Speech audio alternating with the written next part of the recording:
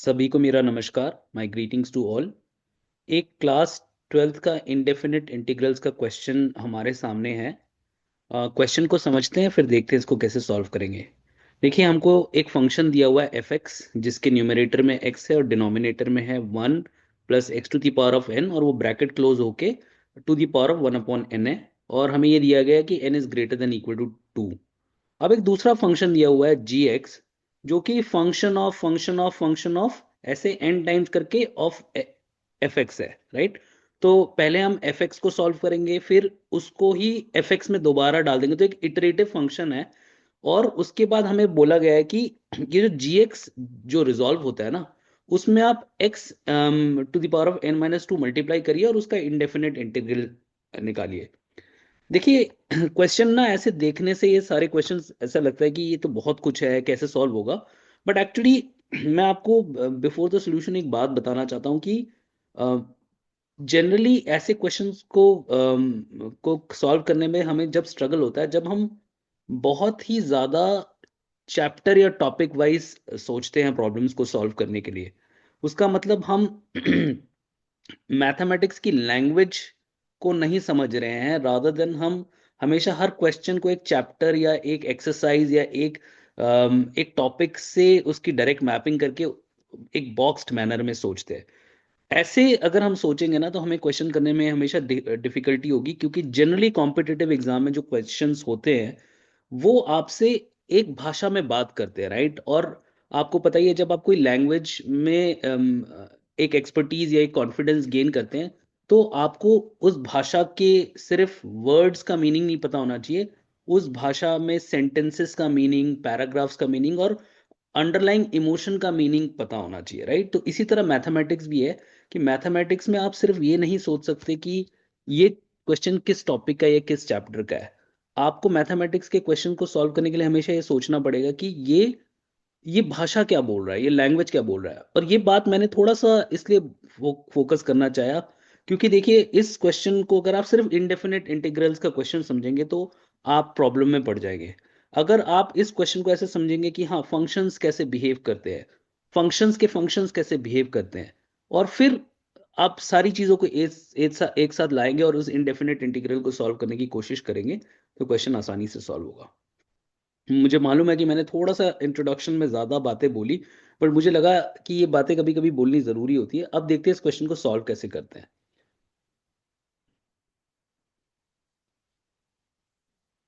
देखिए, सबसे पहले मैं क्या करूंगा, क्योंकि वो एक फंक्शन एन टाइम्स एक चेन दिया हुआ है, मैं ऐसा करूंगा कि मुझे एफ एक्स क्या है वो पता है। तो मैं एक बार एफ एक्स का फंक्शन ऑफ एफ एक्स निकाल लेता हूँ, सिर्फ एक इटरेशन करके देखते हैं, फिर देखते हैं कोई पैटर्न एमर्ज हो रहा है कि नहीं। तो देखिए, मैंने क्या किया, अगर मैं एक बार इस स्टेप में वापस जाऊंगा, पीछे वाले स्टेप में, तो अगर आप यहाँ देखेंगे, अगर आपका फंक्शन अगर आप देखेंगे, वो फंक्शन क्या है, वो फंक्शन है ये, राइट। तो अगर आपको फंक्शन ऑफ एक्स निकालना है ना, तो आप एक्स की जगह ही इस पूरे फंक्शन को डाल देंगे। एक बार यहां इस एक्स की जगह डालेंगे, एक बार इस एक्स की जगह डालेंगे, और एक बार इस एक्स की जगह डालेंगे। आई होप आपको समझ आ रहा है कि जहां एक्स है वहां पूरे के पूरे एफ एक्स को आप डाल देंगे, तो वो होगा फंक्शन ऑफ एक्स, राइट। तो अब हम आगे बढ़ते हैं और देखते हैं कि मैंने एक सिंगल इटरेशन कैसे सॉल्व किया है। तो देखिए, ये फंक्शन ऑफ एक्स है, तो इसको देखिए मैंने कैसे सॉल्व किया है। मैंने जहां एक्स था वहां पूरा का पूरा एफ एक्स डाल दिया, और डिनोमिनेटर में जहां एक्स था वहां पूरा का पूरा एफ एक्स डाल दिया। अब मुझे ध्यान से इसको सॉल्व करना है। नेक्स्ट स्टेप में देखिए मैंने कैसे सॉल्व किया है। सिंपल, ये देखिए x to the power of n है यहाँ पे, ये x to the power of n है, ये इस एक्स से भी मल्टीप्लाई हो जाएगा, और ये इस 1/n वाली पावर से भी मल्टीप्लाई हो जाएगा, ठीक है। ये ऊपर देखिए डिनोमिनेटर में मैं कुछ चेंज नहीं कर रहा हूँ, वैसे का वैसे ही रहने दे रहा हूँ। ये देखिए, ये मल्टीप्लिकेशंस भी ओके। अब देखिए मैं आगे बढ़ता हूँ, ध्यान से ऑब्जर्व करिएगा मैंने कैसे किया है। अब आगे सिर्फ रेजोल्यूशन है। तो ये x to the power of n है, डिनोमिनेटर में यहाँ पे है आपका x n one plus x N to the power of n upon n, तो ये पूरी की पूरी पावर कट गई।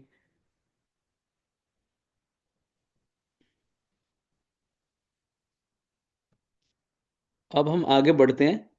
तो आगे ये ऐसे रिजॉल्व होगा एक्स एन। अब देखिए नीचे ये जो ये वाला सेक्शन है, यहाँ पे अब एक्स एन सिर्फ वो पावर हट गई है वन अपॉन एन की, और यहाँ पे आपके पास क्या बच गया है, क्योंकि देखिए ये एन अपॉन एन था ना, ये वन हो गया, तो यहाँ पे सिर्फ आपके पास X N upon one plus x N रह गया है, और पूरे ब्रैकेट का पावर वन अपॉन एन है। ठीक है, मैं क्लियर ड्राइंग्स करता हूँ, आगे बढ़ते हैं। हर एक स्टेप को आप पॉज करके देख सकते हैं ध्यान से, और खुद भी कैलकुलेशन को कर सकते हैं। अब देखिए आगे मैथमेटिक्स है पूरी की पूरी। अब जब मैं नीचे एलसीएम लूंगा तो one upon one plus x N to the power of one upon N आ जाएगा, और नीचे यहाँ पे देखिए one plus x N to the power of one upon N हो जाएगा। ऊपर न्यूमरेटर में कोई चेंज नहीं होगा। तो इसको मैं आगे सॉल्व करूंगा तो देखिए एक चीज ये है कि ये जो one upon x N to the power of one n है, और ये डिनोमिनेटर के डिनोमिनेटर में ये दोनों एक दूसरे से कट जाएंगे, राइट, क्रॉस मल्टीप्लाई होगा तो कट जाएंगे। तो उसी को मैंने आगे दिखाया है, मैं दिखाता हूं आपको।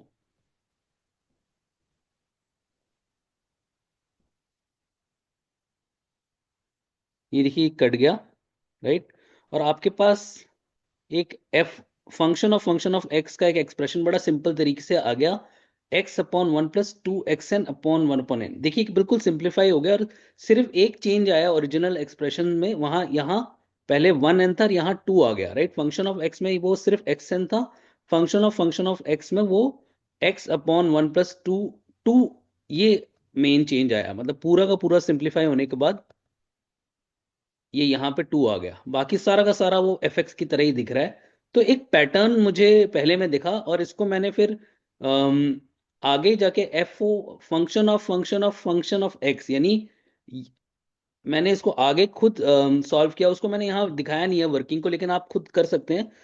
अगर आप फंक्शन ऑफ एक्स करेंगे ना, तो वो यहाँ पे थ्री आ जाएगा। तो आप क्या देख रहे हैं, पैटर्न जो इमर्ज हो रहा है, सिर्फ यहाँ पे एक इंक्रीमेंट होता जा रहा है। यानी मैं अगर एन टाइम्स करूंगा तो यहाँ थ्री की जगह एन आ जाएगा। तो एक तरीके से मेरा जी एक्स जो है, यही मेरा जी एक्स था। तो देखिए ये मेरा क्या हो जाएगा, hence g x is f function of x n times, वो ये आ जाएगा। देखिए सिंपल सा जो फंक्शन मेरा बना, वो मेरा यहाँ ये एन आ गया। ठीक है, तो ये मेरा जी एक्स आ गया। अब तो देखिए क्वेश्चन, जो मेरा क्रक्स ऑफ द क्वेश्चन जो मैं हमेशा बोलता हूँ, वो मेरा सॉल्व हो चुका है। एक बड़ा ब्यूटीफुल एक्सप्रेशन आ गया हमारा जी एक्स का, जो कि बहुत कॉम्प्लिकेटेड नहीं है। अब हमें अब हमें इंडेफिनेट इंटीग्रल की तरफ स्विच करना है, राइट। इंडेफिनेट इंटीग्रल हमें क्या दिया हुआ था, x to the power of n minus two g x. तो वो सिंपल हम मल्टीप्लाई करेंगे तो देखिए कुछ इमर्ज होता है कि नहीं, आगे देखते हैं, राइट। तो देखिए ये x to the power of n minus two जो था, ये और ये इस x से मल्टीप्लाई हो जाएगा। तो और ये आपका gx की वैल्यू आई थी जो हमने प्रीवियसली मेन कैलकुलेशन में निकाला था, राइट। तो आपका ये इंडेफिनिट इंटीग्रल एक ये एक्सप्रेशन बन गया। अब देखिए बड़ा सिंपल सा इंडेफिनिट इंटीग्रल है, क्योंकि यहाँ x की पावर n माइनस वन है, और ये one plus n x to the power of n है। तो मैं एक सिंपल इसको अगर मैं एक एक्सप्रेशन मानूंगा और एक सिंपल सब्सटीट्यूशन करूंगा, तो ये इंडेफिनेट इंटीग्रल, अगर आप इंडेफिनेट इंटीग्रल्स सिंपल वाले अच्छी तरह जानते हैं सब्सटीट्यूशन मेथड से, तो ये बड़ी आसानी से सॉल्व हो जाएगा। देखिए मैंने इसको सॉल्व किया है, मैंने डिनोमिनेटर में one plus n x to the power of n को वाई मान लिया है। और तो आपका इसका जो डेरिवेटिव होगा वो क्या होगा, वो ये n square x N to the power x to the power of n minus one d x, वो डी वाई के बराबर हो जाएगा। अब देखिए ये जो है एक्स एन, ये तो मेरे यहाँ पे भी है ना प्रेजेंट, ये देखिए ये जो चीज़ है मेरी, ये ये मेरी यहाँ पे प्रेजेंट है। तो उसका मतलब मुझे सिर्फ इस इंडेफिनेट इंटीग्रल को एन स्क्वायर से मल्टीप्लाई करना है और डिवाइड करना है। तो मैं आराम से सब्सटीट्यूशन यूज कर सकता हूँ। तो ये आगे जाके मैं आराम से, ये देखिए सब्सटीट्यूशन यूज करता हूँ मैं, मैंने इसको एन स्क्वायर से मल्टीप्लाई किया और डिवाइड किया। तो ये जो n square x to the power of n minus one है, ये डायरेक्ट डेरिवेटिव आ गया इस one upon n x, n x to the power of n का। तो मेरा इंडेफिनेट इंटीग्रल बन क्या जाएगा, देखिए।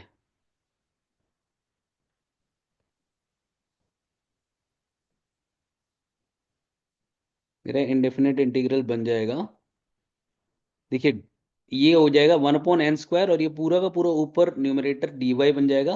और चूंकि मैंने 1 + n x⁴ को y माना था, तो ये y⁴ 1/n हो जाएगा।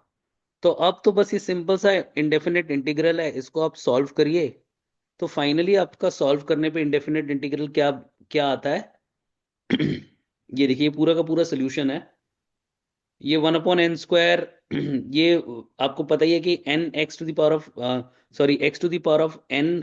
अगर इंडेफिनेट इंटीग्रल है, तो वो क्या हो जाता है, x⁴n+1/n+1। तो यहाँ y की पावर क्या थी, -1/n। तो ये क्या हो गया, -1/n+1, और ये -1/n+1।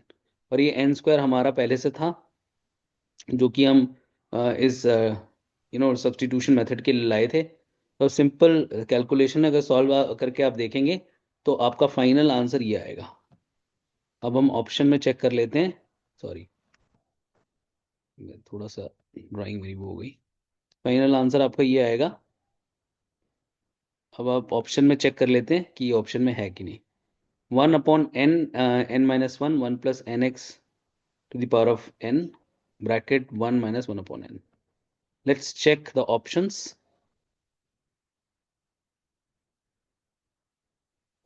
ये मैंने यहाँ वर्किंग दिखा रखी है। ये देखिए, ये मेरा क्वेश्चन था, इसमें कौन सा ऑप्शन, तो ये ऑप्शन ए है जो कि सही आंसर है। So with that we have come to the end of this walkthrough of the problem. I wanted to let you know that if you like my videos, I have a dedicated website wherein I will be taking online classes which are topic based. So the way I want to deliver courses is I don't no, I don't want to bind students to a package for the whole year or something. If you feel that there is a certain topic that you need help with and I can help you with, then I would announce the dates for those topics and you can just go ahead and register for that particular topic and get yourself enrolled. Now I've been doing a lot of videos for 11th and 12th mathematics. Right now I'm launching mathematics classes for 8th, 9th and 10th, but 11th and 12th I'll be launching soon. So I really appreciate your time listening to me, and as always, thank you.